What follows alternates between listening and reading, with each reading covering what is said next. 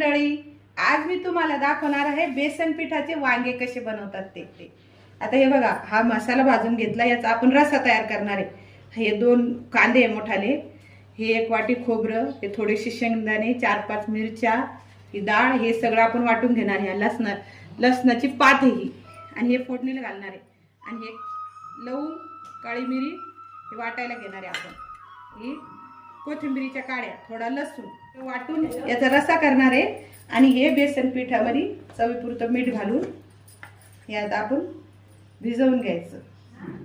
हे खोबरं आणि शेंगदाणे याचा कूट करून याचे छोटे छोटे वांगे करून याच्यात भरणार आहे। हे बघा, आता आपण असं बेसन पीठ भिजवून घेतलेलं आहे, आणि हे ना, हे खोबरं आणि शेंगदाणे बारीक केले, याच्यावर थोडंसं तेल घालायचं, तव्यावर गरम करत ठेवलाय तवा, आणि हे याच्यामध्ये हा थोडा गरम मसाला, आणि हे थोडा प्रवीण मसाला घालायचा, थोडंसं लाल तिखट घालायचं, चवीनुसार मीठ घालायचं। हे सगळं आपण आता याच्यावर असं फ्राय करून घ्यायचं, आणि हे चांगलं गरम झालेलं असं डिश मध्ये काढून घ्यायचं। थोडंसं तेल लावायचं हाताला, म्हणजे ते चिटकणार नाही, आणि हे सारण याच्यात असं भरायचं, आणि असे बेसन पिठाचे असे छोटे छोटे वांगे आपण करून घ्यायचे, आणि ती रशी करणार आहे ना, त्याच्यामध्ये आपण हे टाकायचे। त्याच्यात पाणी टाकायचं 1 गिलास भरून, त्याच्यात थोडंसं तेल टाकायचं,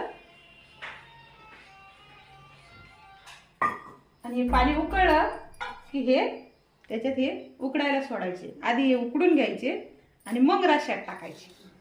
हे बघा, हे पाणी उकळलं, याच्यात आपल्याला आता छोटे छोटे वांगे उकडून घ्यायचे, झाकण ठेवून उकडले की दाखवते।